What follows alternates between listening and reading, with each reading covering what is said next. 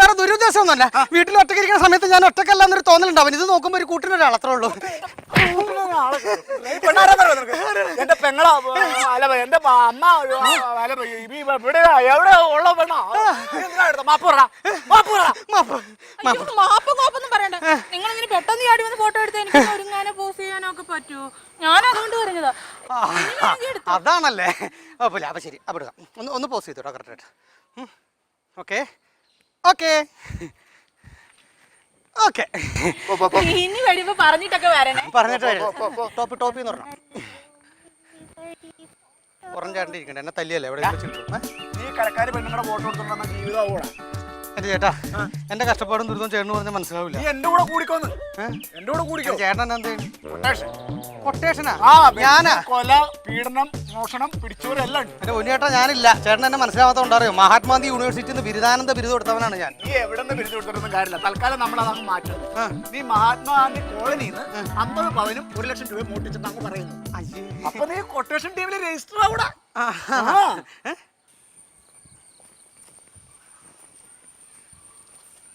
എന്റെ ജീവിതം മാറി മറിയും. വീട്ടിൽ പോയിരുന്നു. എന്റെ വാടകപ്പം തരും. വാടക അടുത്ത മാസം തരാന്ന് ഞാൻ പറഞ്ഞല്ലോ. അടുത്ത മാസം വാടക എന്തായാലും ഞാൻ തന്നിരിക്കും. അതിന് വന്നത്തെ മാസം അതിന്റെ അടുത്ത മാസം തരും. അത് കഴിഞ്ഞിട്ടുള്ള 2 മാസം തരാനുണ്ടല്ലോ. ആ മാസം വാടക എന്ത് കഴിഞ്ഞാലും ഞാൻ 3 മാസം കഴിഞ്ഞിട്ട് ആ വാടക തരും. മനസ്സിലല്ലേ? അങ്ങനെ 6 മാസത്തെ വാടക ഉണ്ട്. ആ 6 മാസത്തെ വാടകയുടെ കാര്യം ഓർത്ത് ചേട്ടൻ ടെൻഷൻ വേണ്ട. 2 വർഷത്തിനുള്ളിൽ ഈ 6 മാസത്തെ വാടകയും തരും. ആ 2 വർഷത്തെ വാടക ഉണ്ടല്ലോ അതും തരും. അല്ലേ? അതിന്റെ വാടക മേടിക്കും. നീ കഴിഞ്ഞ മാസം വാടക തന്നോടാ. ആ നിന്റെ വാടക മേടിക്കണം. നിനക്ക് വീട് കാണത്തുള്ള 6 മാസം വാടക തരാണ്. നിന്റെ വാടക മേടിക്കും.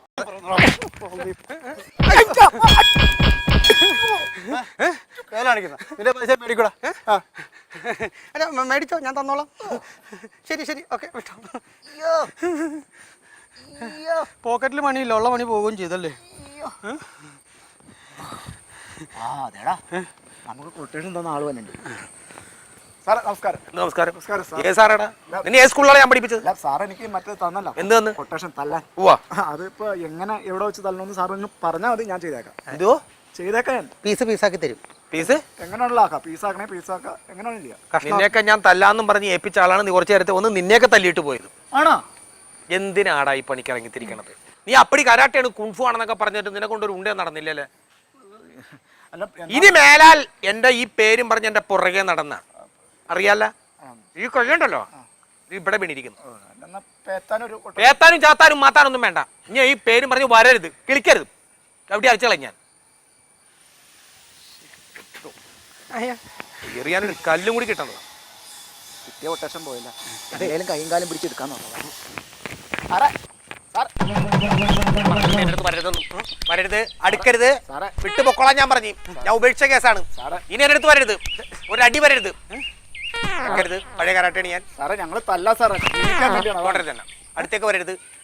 ഞാൻ പറഞ്ഞാണ് എന്റെ അടുത്ത് എന്റെ പുറകെ വരരുത്. ഞങ്ങൾ കടിക്കാനും മാന്താനും വന്നല്ലോ, ഒരു കാര്യം പറയാൻ വേണ്ടി. ഞാൻ പറഞ്ഞല്ലോ, എല്ലാ കാര്യം അവസാനിപ്പിച്ചിട്ടല്ലേ ഞാൻ പോകുന്നത്. സാറേ ഞങ്ങള് ജീവിക്കാൻ വേണ്ടിയാ സാറേ. അതാണ് ഒരു കൊട്ടേഷൻ.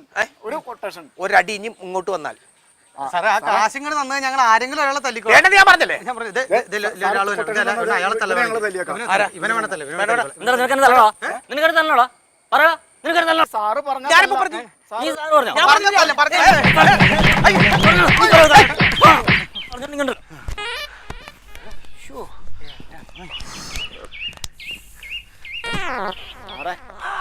എന്താ മതിന് കുറച്ചിടാൻ പോകും സാർ? ബെൽറ്റ് ഇട്ടാ മതി സാറേ. ബെൽറ്റ് ഇട്ടിട്ടുണ്ട്. അതല്ല നടുവിനെ മുണ്ടൂരി പോവില്ല, നടുവിനൊരു പിടുത്തം കിട്ടുകയും ചെയ്യും. ഓ മുണ്ടൂരി പോകാതിരിക്കാൻ ഒരു ബെൽറ്റ് ഇട്ടതാ. ഇവരും പോകുന്നുണ്ടോ? ഇപ്പൊ പോയില്ല, പക്ഷെ ഇനി പോകുന്നു തോന്നണില്ല. സാറേ ഞങ്ങള് വേറെ ആരെങ്കിലും തല്ലാൻ കൊട്ടേഷൻ തരാം സാറേ. വേണ്ട, നിന്നോടൊക്കെ ഞാൻ പറഞ്ഞാണ് പൊയ്ക്കോ. ആ കാശ് കിട്ടാൻ വേണ്ടി ഞങ്ങൾ ഈ പാട് മുഴുവൻ കാണിക്കണേ. സത്യം പറഞ്ഞ സാർ ആ കാശ് തരാന്നുണ്ടെങ്കിൽ ഞങ്ങൾ ഒരാളെയും തല്ലൂല്ലോ, ഒന്നുമില്ല, തല്ലാനോട്ട് വേണമെന്ന് ചോദിക്കൂല, ഞങ്ങൾ പോയിക്കോളാം. എന്തായാലും ഇത്രത്തോളം ആയില്ലേ, നമ്മൾ തമ്മിൽ പരിചയപ്പെട്ടില്ല. അതെ, ചെറിയ ഉപകാരം എനിക്ക് വേണ്ടി ചെയ്യുക. എന്താ സാറേ? ഇവിടെ അങ്ങോട്ട് പോകുമ്പോൾ ഒരു 4ാമത്തെ വീട് കാണും. ആ വീട്ടിൽ ചെന്നിട്ട് അവിടെ പെണ്ണുണ്ട്. ആ പെണ്ണിനോട് പറഞ്ഞു, ഞാനങ്ങോട്ട് ഇന്ന് രാത്രി വന്നോട്ടെ ഒന്ന് ചോദിക്കണം. പെണ്ണ് കേസാ. ഈ കേസിന് ഞാനില്ല. എന്ത് കേസാ? പെണ്ണ് കേസിൽ കുടുങ്ങിയാലുണ്ടല്ലോ അനാവശ്യമായി നമ്മൾ ജയിലിൽ പോയി കിടക്കേണ്ടി വരും. ചാനലുകാർ വായി തോന്നുന്നതൊക്കെ വിളിച്ചു പറയുകയും ചെയ്യും നമ്മളെ പറ്റി. എന്ത് കേസാണെങ്കിലും നമുക്ക് കാശ് കിട്ടിയാ പോരെ. നിങ്ങളല്ല പോണത് ഞാനാ. നിങ്ങൾ സമ്മതം മാത്രം ചോദിച്ചാൽ മതി. ചേട്ടൻ അങ്ങോട്ട് വന്നോട്ടെ എന്ന് ചോദിച്ചു. ഞാൻ അങ്ങോട്ട് ഇന്ന് രാത്രി വന്നോട്ടെ എന്ന് മാത്രം ചോദിച്ചിട്ട് പോവാ. അത്രയല്ലേ ഉള്ളൂ. ഞാൻ ഇവിടെ തന്നെ കാണും. ചാനലുകാര്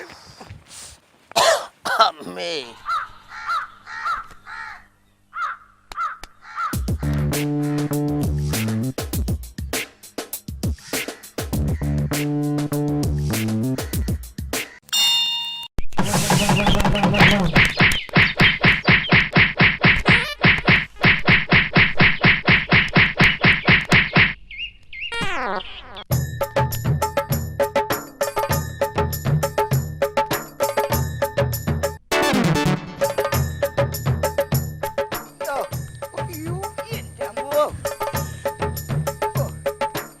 എന്റെ പൊന്നു ചേട്ടാ, കണ്ടോ കൊണ്ടു. ആണോ? എന്നാൽ ഈ ചെയ്ത്ത് ഞങ്ങളോട് ചെയ്യണ്ടായിരുന്നു. കോളിംഗ് ബെല്ലടിച്ച ആ പെണ്ണുമ്പിള്ള പുറത്തേക്ക് ഇറങ്ങി വരലും ബാബു ചേട്ടൻ അങ്ങോട്ട് വന്നോട്ടെ എന്ന് ചോദിച്ചത് മാത്രമേ ഓർമ്മയുള്ളൂ. പിന്നെ ഒരു ഭൂകമ്പമായിരുന്നു. ഇടിമിന്നലും ഇടിമുഴക്കവും സുനാമിയും എല്ലാം കൂടി ഒരു ദിവസം ഒറ്റ സമയത്ത് ഒരു മണിക്കൂറിൽ വന്ന പോലെ തോന്നിയത്. ഇപ്പൊ പോയില്ലേ? അതാണ് എന്റെ വീട്. ചേട്ടന്റെ വീടാടാ. നിങ്ങളെ തല്ലിയില്ലേ? അതാണ് എന്റെ ഭാര്യ. ചേട്ടൻ അങ്ങോട്ട് ചെന്നോട്ടെ എന്ന് ചോദിച്ചാൽ അവര് ഞങ്ങളെ തല്ലിയെന്തിനാ? ഒരാഴ്ച എന്നോട് പറയുന്നു വാഷിംഗ് മെഷീനും ഫ്രിഡ്ജും ഇല്ലാതെ ഈ വീട്ടിലേക്ക് കാല് കുത്തരുതെന്ന്. കുത്തിയാൽ വലിച്ചു കീറി ഞാൻ അഴയെ തൂക്കുമെന്ന് എന്നോട് പറഞ്ഞതാ. എന്തായാലും നിങ്ങൾ ജീവിച്ചിരിപ്പണ്ടല്ല. ഞാനാണ് പോയിരുന്നെങ്കിലാ. കഥൈവ